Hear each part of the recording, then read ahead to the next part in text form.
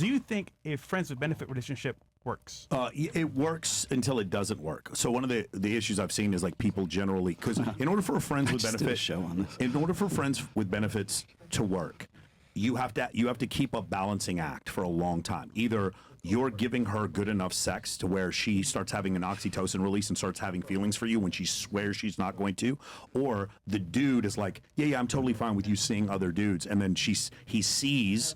Remember, the most powerful emotion in all of human history is male jealousy. 88, like something like 80% of all murders are men killing other men over women. So like all of a sudden, he's like, oh, she's just a fuck buddy, and then she sees him with another dude, and then all of a sudden it falls out of balance. So the thing about, can friends with benefits work? Fuck buddies, can it work? It can, but it's just a very, very difficult balancing act. I think friends with benefits. You said when she sees him with another dude, or no. Okay, so two things. A lot of times, what I've seen is when women get emotionally attached to a guy they're just having sex with. Initially, there wasn't feelings, but it becomes feelings because it's natural. That's a superpower that women have. So women have this superpower of being able to have sex with a man and then imprint with him, and they lose that superpower over time once they've had sex with enough men. Men, on the other hand, the most powerful emotion that men have, their mate guarding emotion. If you guys want to read Dr. Buzz's stuff, the jealousy stuff, the mate guarding stuff comes from male jealousy. Male jealousy is an evolutionary adaptation because the men who weren't jealous were raising someone else's children. So the men who were jealous, they passed on their genes. That's where the jealousy comes from. And like I said before, the vast majority of murders come from men killing other men over women, over some sort of slight, something like that. So men getting jealous, seeing their female fuck buddy with another dude, then all of a sudden they're like, why are you talking to that dude? And they might get into a fight. Then there's no balance. Fuck buddy, friends with benefits only works when both sides are understanding this is nothing serious. Yeah, and they have to be able to compartmentalize sex. That's why. Right there. I was going to say, I just did a show on friends with benefits about 2 weeks ago, and the reason I was doing is because I think that friends with benefits, like a fuck buddy situation right now, is really what women prefer as a relationship. And that's going to sound really outrageous, but the thing is like when women don't need men, like I don't need a man. I mean, we see video after video on Instagram of these guys on the street going, do women need men? They're like, fuck no. And then they go and they ask the guys on the street, and they're like, yeah, we love women. We need women if they're hot, right?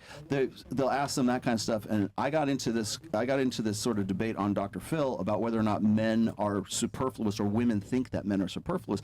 And the reason why I got into that is because women today have got their education down, they got their money down, they got their bag down, they got all this stuff, and they're essentially becoming the men that they wanted to marry. So what's left? They just want to have sex. They just want to get with the guy who's a hot guy that they can be with, because their long-term security needs are met by themselves.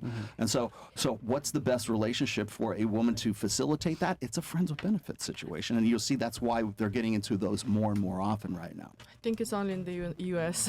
Yeah, well, there's I was going to say it's also a national Eastern thing Europe is too. not like that for sure. Yeah. Certainly in westernized societies for sure. I feel like it can also work out.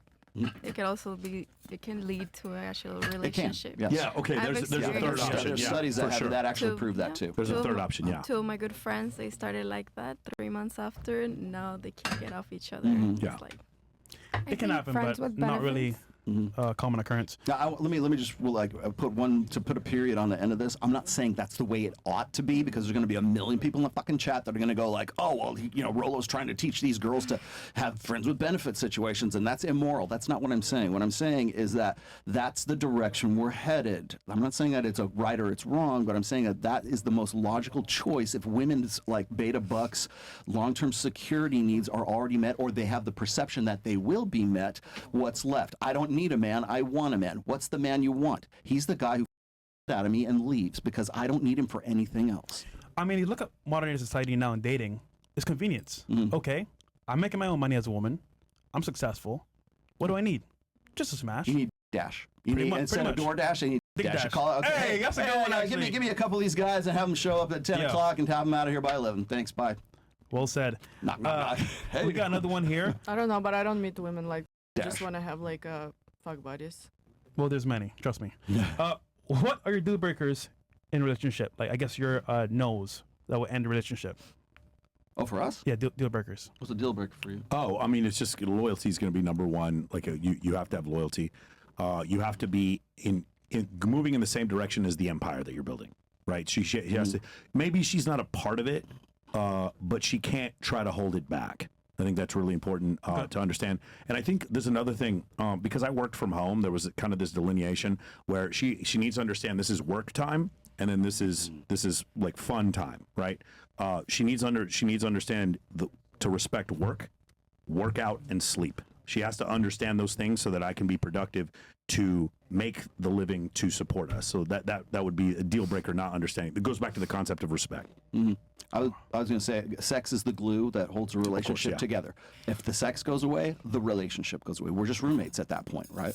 So I don't understand how guys can be in like 20-year marriages and they're sexless marriages.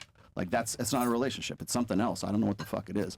So that's number one. Number two is a red flag or a deal breaker would be any woman who would snipe behind your back, talk shit about you behind your back, or in some way like complains to her mom or sisters or friends, whatever, or you're in a public situation and that woman is visibly disrespectful to you in those situations. That would be definitely a deal we're talking about respect the brand, protect the exactly. brand. Your direction in building your empire. I got that, but like if you're in a situation where you're like in a public situation and there is visible, like I see this happen with guys all the time. It's like there's a public, visible disrespect.